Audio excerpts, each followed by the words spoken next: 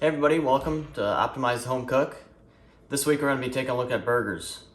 And everybody knows how to cook a burger, but I'm going to see if I can figure out a way to make it a little better.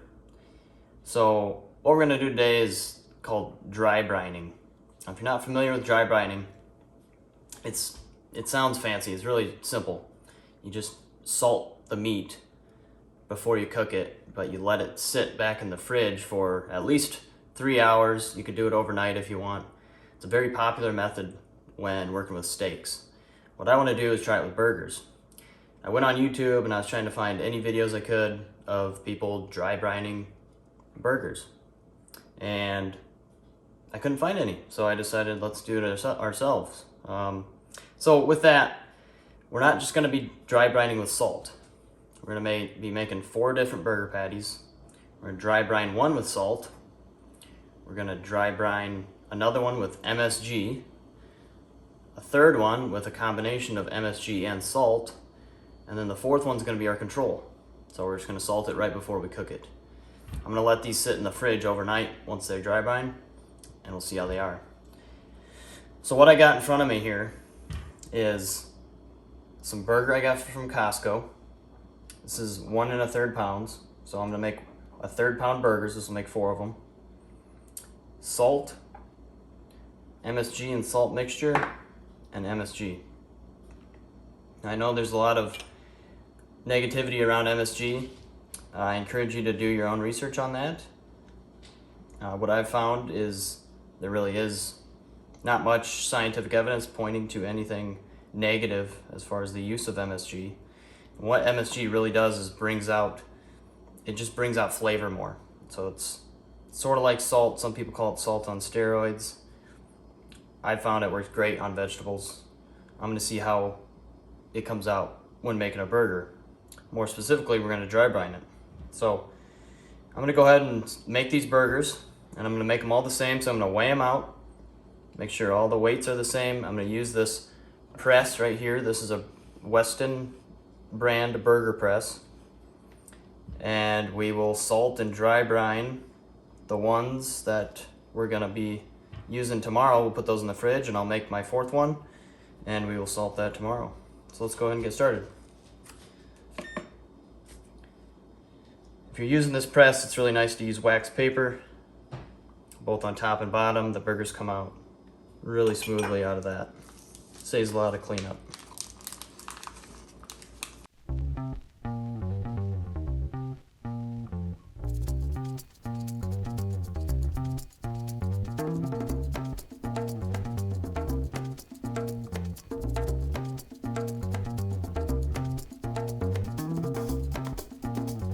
Alright, so we got our 4 burgers made.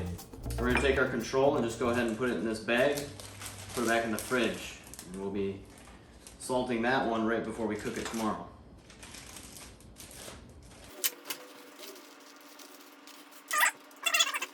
I've got, on this first one, we're going to put salt on it. And what I have is a 1/2 teaspoon of salt that we're going to use. So I'm just going to sprinkle that over the top. This is kosher salt.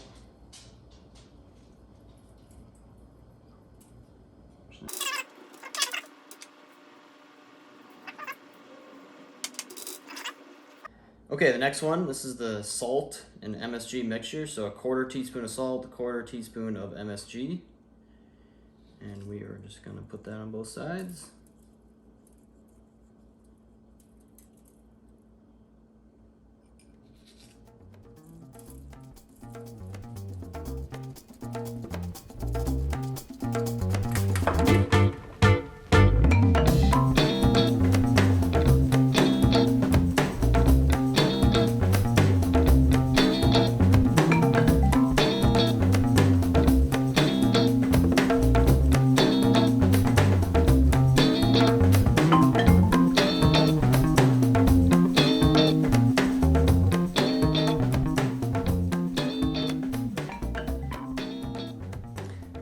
And lastly, this is the MSG. Only MSG.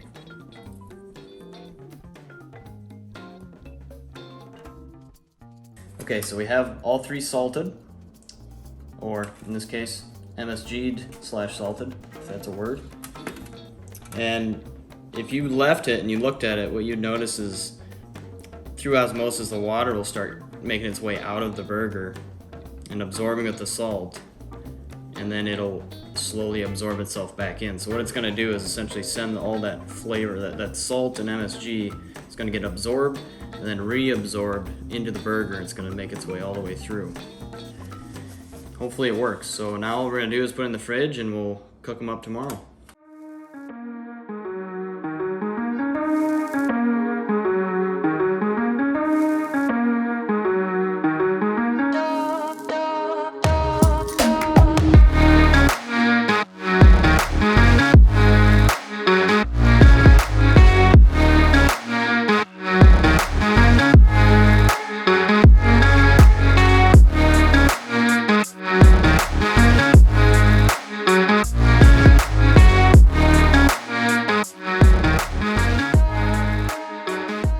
So here we're just getting our lump charcoal started. We're going to be doing this experiment and cooking them with charcoal.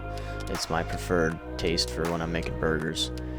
And with this we're going to make a two-zone effect. So what that means is once the charcoal's all ready to go, we're going to dump it all on one side of the grill, and that'll act as your hot searing side, and the other side will be cooler, and you'll start your burgers cooking on the cooler side and then finish with a hot sear on the hot side.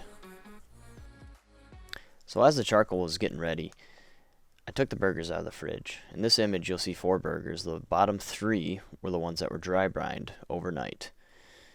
You can easily tell this just by looking at the color of them. They have a much redder color, whereas the control, which was made and put in a baggie and put in the fridge, has that same color that it had when we made it. Another thing to note is the weight of these burgers. I took the weight both before and after I dry brined, and the ones that were dry brined all lost about 5% of their weight on average, whereas the control burger didn't lose any of its weight. So right there you can tell that 5% of the weight loss in the dry brine, that's going to be all moisture, so you can expect a slightly drier burger. So now we've got the burgers on the cool side of the grill. The one on the far right is the control, followed by the MSG burger, followed by the salt and MSG burger, and then the salt burger. So here you'll see me flipping them. I cooked them on the cool side for about 5 minutes, flipped them another 3 minutes, and then what you won't see is me cooking them on the hot side, which I didn't get a clip of, but I did sear them right over those hot charcoals, and now you can see they're seared. They got this nice red color to them. They're pretty much ready to go. I tried cooking all these to about 160 internal temperature, so you can see me just checking each burger, and that was just to stay consistent and ensure that we're not drying out any of the burgers. The MSG dry brined. This is the salt and MSG dry brined, salt dry brined, and control, which is just salted before cooking it. So we're going to cut them open, cut them in half. Got my buddy Shane here helping me out.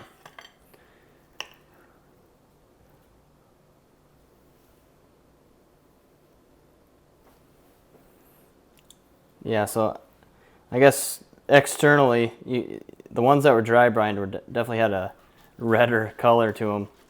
Immediately once they hit the grill, you flip them over and you can see the color.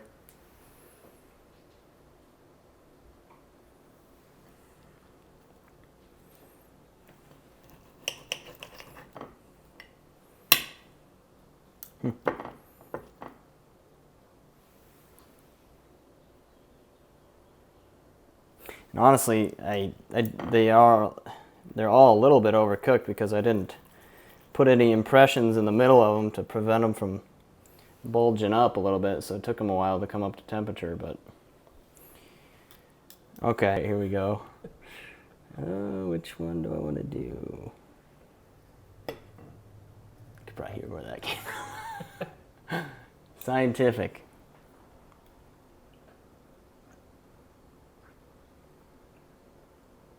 Okay. Good. Yeah? All right, next one. Close your eyes. Well, are you ready yet? All right. Open.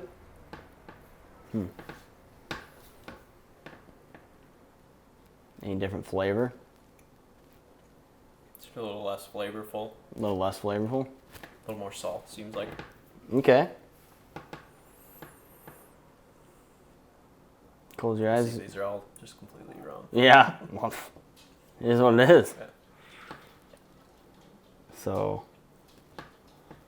next one. You can tell it falls apart immediately. Oh, interesting. Yeah. Okay. What about flavor-wise? Tastes like a normal burger. Yeah. Nothing too special, but Was it? still good. What about like moisture levels? You can tell anything? A lot more moisture. A lot more moisture? Interesting. Okay. All right, last one. Large bite. That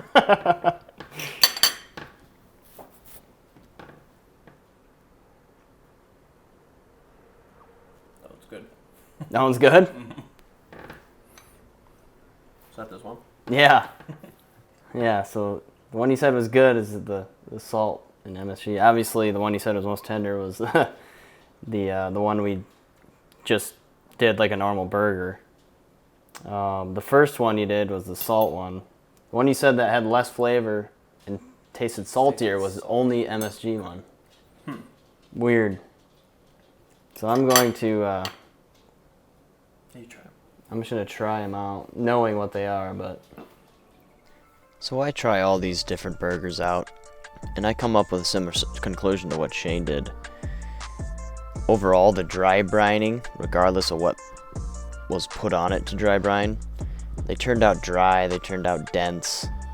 You know, it didn't break up in your mouth as nicely as just a normal burger would. You know, that salt penetrates in there and it starts to change the protein structure. Overall, the taste of the MSG and salt was great. But going forward, just make your burgers how you always have been. However, from now on, I'll be adding MSG and salt to my burgers. I encourage you to try it. It's pretty tasty.